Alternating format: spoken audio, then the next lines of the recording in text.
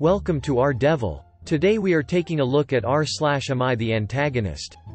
Our first story is from Throwaway Texas Boy 1. Am I the antagonist for getting my aunt and uncle kicked out of their house for not letting my husband and I sleep together? I, male 27, am married to a man, male 28. He is the love of my life. I had only ever dated women before him, but when I met him I realized I was bi. And we fell in love. We got married in the fall of 2018. So it's been almost 4 years. We now live in Vermont. My whole family is from a small town in Texas. A super conservative Catholic area. I was raised there. But Dad got a job in NYC when I was 15. The culture shock was difficult. We went from living in rural Texas to living in an apartment in Manhattan. My parents didn't sell our house in TX.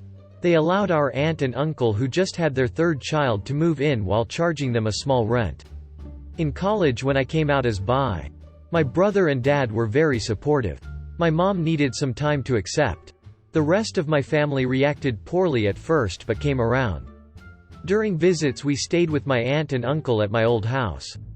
But because we weren't married we weren't allowed to share a bed.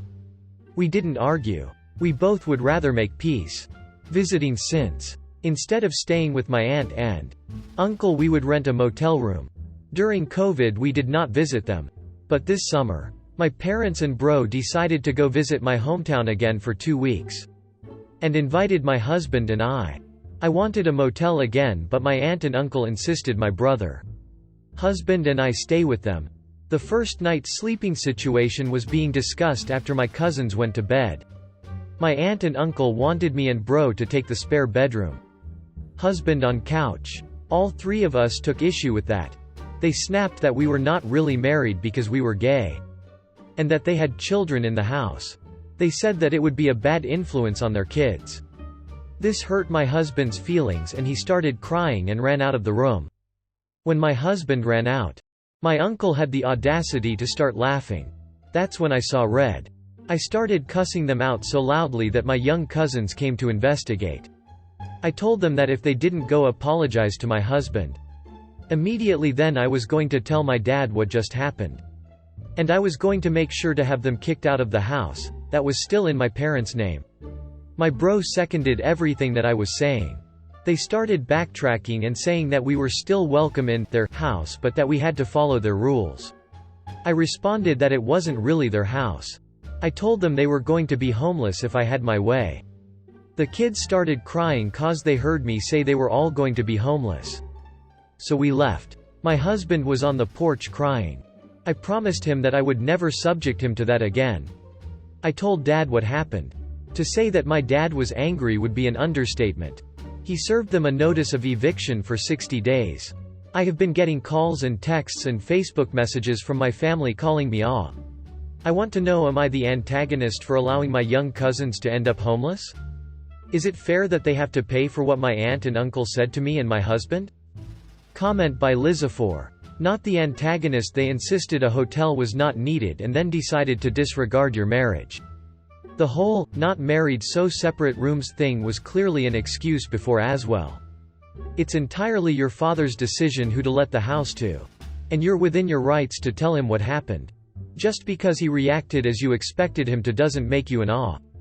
Comment by Notabadeg. Not the antagonist. At the end of the day it's your father who made the decision to chuck them out. Which he had every right to do. Why would he continue to get reduced rent from family members who disrespect his son and son-in-law so badly? Comment by Old B4773. Not the antagonist. They played a cruel and stupid game and won a stupid prize. They insisted you and hubby stay exactly so they could do this. You told your father and he acted as he wanted. Any family that doesn't want them homeless can take them in. I mean, they having been benefiting from cheap rent for what, 12 years? They should have taken that time to save for a house or something. Maybe your dad just used this as an excuse to kick out a freeloading sibling and their family. And if their financial situation is such that this will truly leave them homeless, then they should be smart enough not to be cruel to you. Our next story is from Potted Planets. Am I the antagonist for telling my sister the truth about why I moved out the day I turned 18? When I, 23 female, was 10 years old, my parents divorced. My dad was so mean in the way he spoke to my mom. He always made her do all the housework and difficult parenting, but would swoop in to be the fun parent and apologize to my siblings and I for her behavior. If I'm honest, for a while I believed all the things he said about my mom. And I hated her for years. I still feel so guilty about it too. My dad's friend was my mother's boss at the time of their separation. I don't know if my dad got mom fired, but I assume he did because she lost her job the day after she left him. He made more money than she did. His name was on the house. He knew she didn't have the resources to dispute him in court for very long. So he drew the process out for as long as possible until my mom ended up homeless and living in her car. She lost custody of all three of us, and had to move to another state to stay with her sister because she couldn't find work here without an address. He cut her off from us and we didn't talk for years. As soon as my mom was gone, my dad began treating me the way he had treated her. It was a total switch from the man I'd grown up with. All of a sudden, it was like he hated me. It took that total 180 degrees for me to realize what had happened between him and my mom. I pieced together everything over the next few years. Went through some documents from the divorce that confirmed what I suspected. By the time I was 16 I started saving money to move out as soon as possible, and at midnight on my 18th I took my things and left. I later reconnected with my mom too. I've done pretty well for myself after leaving. I have a job, an apartment, a baby. I'm happy with my life. My sister contacted me a few days ago. She just turned 18 and she wanted to see me. We met at a park and talked for a while. When she asked me why I left, I tried to lie and come up with better answers. But she kept pressing, so I told her the truth. All of it, not sparing the details. She didn't respond well to it. She told me our dad would have never done those things. That our mom was the problem. She said she didn't believe me about any of it. And then she stormed off. I told our mom what happened. And she said that I shouldn't have told my sister at all. She thinks that it wasn't fair of me to shatter her reality like that. Because she's just a kid and our dad is still her hero. I know what it's like to have that reality-shattering moment. And it sucks, but I mean, she asked for the truth. Was I wrong to give it to her? Comment by Funky Orange Penguin. Not the antagonist. She insisted that you tell her the real reason why you left. She's technically an adult. She should have expected the answer to be unpleasant, because why would you have left the minute you could otherwise? Comment by Fancy Pants Dancer. Not the antagonist. It sucks, but you told an 18-year-old. Not a 5-year-old. As long as you said factual things that you could share. You did nothing wrong. Your mother is wrong, but not an awe. I imagine what she went through is traumatic and probably colors how you should handle things. By the way, I understand and appreciate why you feel guilt for believing your father. However, for what's it's worth, you were an actual kid being manipulated by your father. That doesn't make things better for how your mother might feel. But it wasn't your fault. Comment by Brucier. Not the antagonist. Abusers are great at being wonderful to some people and awful to others. So the people they're kind to never believe the abuse is happening. It's another form of abuse, a way to make the victim seem like a liar. Our next story is from Throwaway 65637. Am I the antagonist for giving my stepdaughter the best room out of all our kids? My husband, 43 male, and I, 38 female, are moving into our dream house. We have 4 children. My stepdaughter Ella, 16. Our daughter Jane, 11. Our son Sam, 9. And our daughter Luna, 6. It's a 6-bedroom home with a master, our bedroom of course. 2 rooms with attached bathrooms. And 3 normal bedrooms. The plan was for one of the rooms with the bathroom attached to be a guest room and the other to be Ella's room. Jane, Sam, and Luna would each get one of the normal rooms. We told the kids to decide their room themed or decor style so we can finish decorating and move in. Jane was under the impression that she and Ella would be getting the 2 rooms with the bathrooms. We let her know one of those would be guest rooms, and since Ella is the oldest she deserves the other one so she can have the privacy and space she needs. Jane thinks this is unfair. She tried to convince us to give her the guest bedroom, but we feel that guests should have the comfortability of their own bathroom.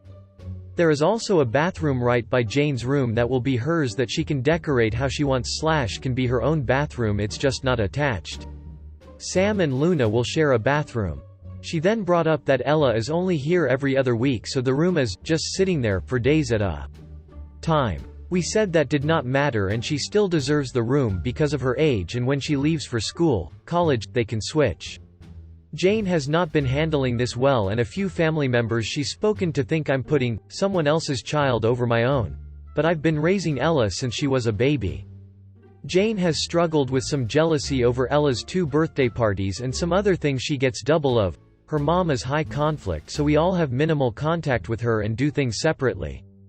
I'm torn. Jane and Ella usually get along great and her jealousy hasn't gotten this bad before.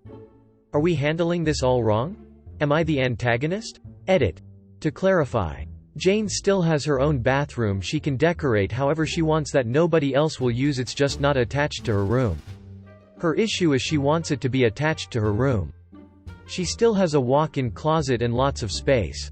Her bathroom is right next to her room and nobody else will use it. The 2 younger children will share a bathroom. Ella leaves for college in less than 2 years and will then switch rooms with Jane. She will have her own room with an attached bathroom when she's 13, just in time for her teenage years. We do have guests often, especially in the summer.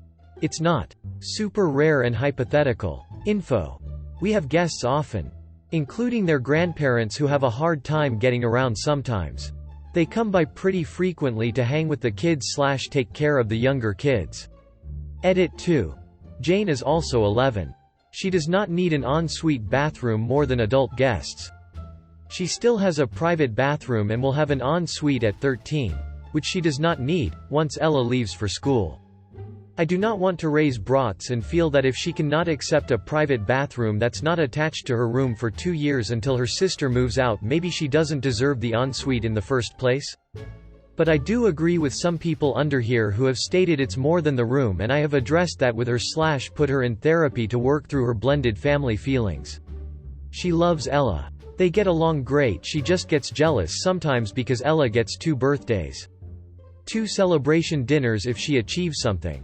2 Christmases, etc. We try to do extra things with her to balance it out, but there still is a level of understanding she is going to have, that with come with maturing. That Ella's life is a lot more complicated. And she deals with a lot. When it comes to her mother / living split between 2 homes. The double celebrations are one perk to a tough, messy situation for Ella. Comment by Bunnyball88. Not the antagonist. At some points kids have to realize that having enough doesn't mean getting everything. Jane has her own room and her own bathroom. That she, what, has to cross a hallway for? Walk a few feet for? Holy crap. That's far more than enough. That's wonderful. And she gets dibs on the ensuite when Jane goes to college in 2 years? Again, far more than enough. Jane is immensely privileged, and you and your husband reinforcing that there's any sort of deprivation is nuts and feeding the narrative. Beyond that, it's your house. If you want to teach your kids that, yes, guests get a certain amount of your generosity, that's your call. Again, none of your kids is actually going without. Make prioritization beyond. And not give in to foot stomping. Comment by Rationality Peak 12. Jane is 11. She doesn't need her own room with a bathroom attached. Not the antagonist. You're absolutely right that Ella is older and therefore gets the bigger room. When she's 13, assuming your SD goes to college and lives in a dorm or something, she'll have the room she wants. Comment by Cynthia Castillo 677. I'm absolutely mind-boggled by the number of people upset that the oldest child gets a better room. That's the way my family, and every family's home I've ever visited, sets things up. Then when the oldest kid leaves, the next oldest gets the room. That is perfectly fair, and it's disgusting the number of people who are saying the 16-year-old doesn't deserve the big room because she's not related to Op by blood. This is a fair system. Edited to add, not the antagonist. Edited to add. This comment was in response to several comments I read that insisted Op should prioritize her blood-related daughter over her stepdaughter, as stated in the last sentence of my original comment. Our next story is from Serious Banana 7181. Am I the antagonist for spending more on my wedding than my best friend's husband makes in a year? For context, I, 24 female, and my best friend, 25 female, have been best friends since we were 2. Now after high school I decided that I wanted to go and start my own business, so I got a degree in business management while having a small business on the side. After I finished my degree, my business, I put all of my time, effort and savings into growing it, which ended up being a very financially rewarding decision for me, as I now own a very successful business. I met my fiancé, 32 male, 4 years ago, and we got engaged last year, but decided to have a long engagement because I wanted to lose some weight, which he said I didn't need to do but was completely supportive of. My fiancé is a orthopedic surgeon, so we're more than well off. Especially as we have no plans to have children. Now, after high school, my best friend was doing a degree in chemistry but dropped out after 2 years when she became pregnant. I was there helping her out emotionally and financially throughout the whole of her pregnancy, as she decided she didn't want to work through her pregnancy and wanted to become a stay-at-home mom, which I totally supported. However, her husband works a 9-to-5 job in an office which pays enough for them to get by but not enough to live in luxury. Because of this, me and my fiancé try and help them out the best we can and always let them borrow money when they need it. We help them with the down payment on their house. However, now that we've started planning our wedding properly, we've got a beautiful venue, an open bar, live music, a 3-course meal. I've got the perfect dress. We're paying for all of the bridesmaids' dresses and groomsmen suits. And we've got beautiful little gift hampers for each of the guests to take home, and overall we went all out because we can only have this day once. Now, when I was talking to my best friend about this, who is also my maid of honor, she brought up possibly having the same venue for her wedding, which I thought was lovely, but I didn't know if they would be able to afford it. I didn't say that though, so it was extra awkward when she asked about the price. So I told her, it's around $32,000, and she went ballistic asking how much my whole wedding costs. I really didn't want to tell her, but she ended up getting it out of me and she went crazy. My whole wedding amounted up to about $72,000, which then sent her on a tangent of saying we're so irresponsible spending that much money on one day. That her husband only earns $60,000 a year to support the 3 of them, and if she knew we had that much money to just throw around, she would have asked us for more when they were struggling financially earlier on this year. She finished with saying that I'm a horrible friend for not helping her out more, and that she was outraged that we thought it was okay to spend more money on one day than her family gets to live off in a year.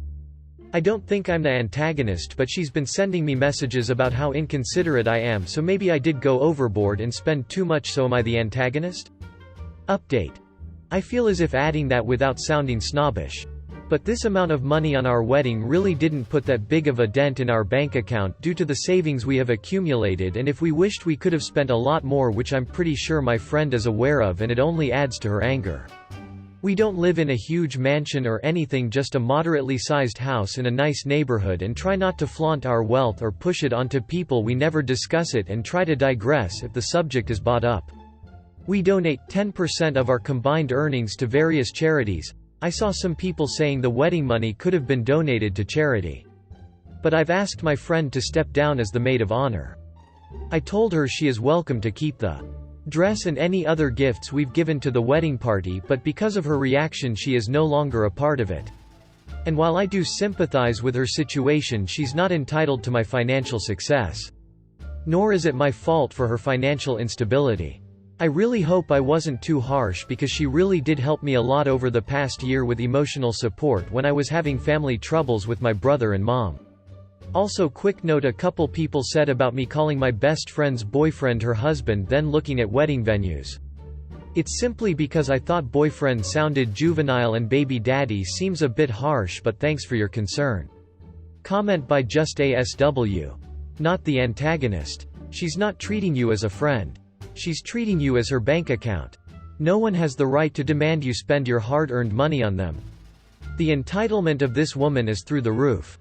At what point does she believe you became responsible for bankrolling her life? If I was you, I'd take a long hard look at this friendship, followed by a huge step back. Comment by Special Respond 7372.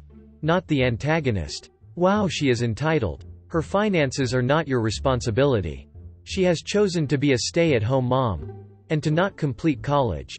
These decisions have made her less financially stable. And that is completely on her.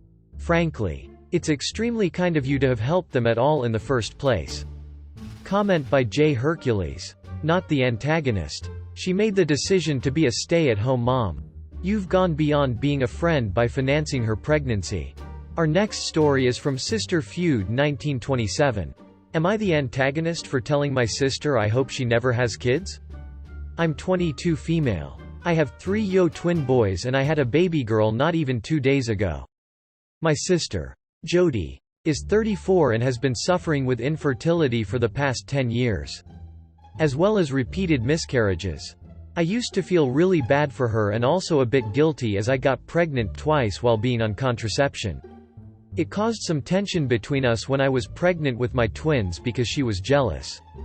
And I was already feeling intense guilt. This time around, she wasn't as jealous, but I still felt it was unfair. As my husband and I have decided we are done having kids. I offered to be a surrogate for my sister as soon as I'm cleared after this baby, and she seemed like she was absolutely over the moon with that. In turn, she offered to watch the twins while I was in labor with my new baby. Which was a relief on my part. I went into labor on Thursday morning. And Jody came over to watch the kids while my husband and I went to the hospital. She seemed like she was in a great mood. And promptly rushed us out the door. Everything seemed fine. Until we got home this morning to find thousands worth of destruction to pretty much every baby item we've purchased.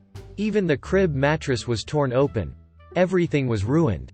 Jody tried to pin it on the twins, but they're 3. And this level of destruction had to have been done by an adult. My twins can't even reach some of the stuff that was destroyed. And they certainly do not know how to open diaper packages and tear them apart. I know kids, especially toddlers, can do a lot of damage in a short time, but I also know my children aren't capable of doing what happened. I told my sister to get the duck out of my home and stay away from me and my family. I got really angry. And I said a lot of stuff I shouldn't have. But one of them was, I hope you never have a child. And if you do, then I'll tell it exactly what you've done to mine. I told her we can't afford to fix the damage she's caused, but since she still denies it, she won't cough up. I told her because of her the baby doesn't even have a safe space to sleep.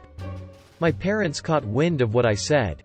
And even after I explained the situation, they still think I'm being an antagonist for saying something so vile to my sister, after all she's done for us. Obviously my judgment is clouded. So am I an antagonist? Comment by Curiouser Than George.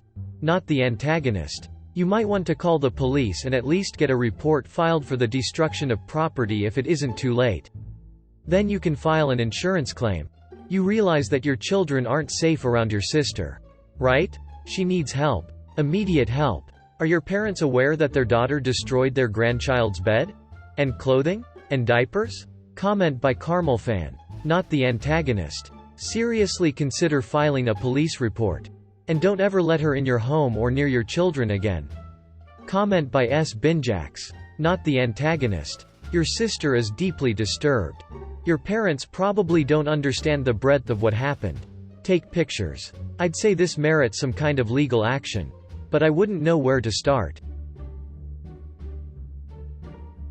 Thank you for watching. If you enjoyed this video, smash the like button, and subscribe to our Devil. See you in the next one.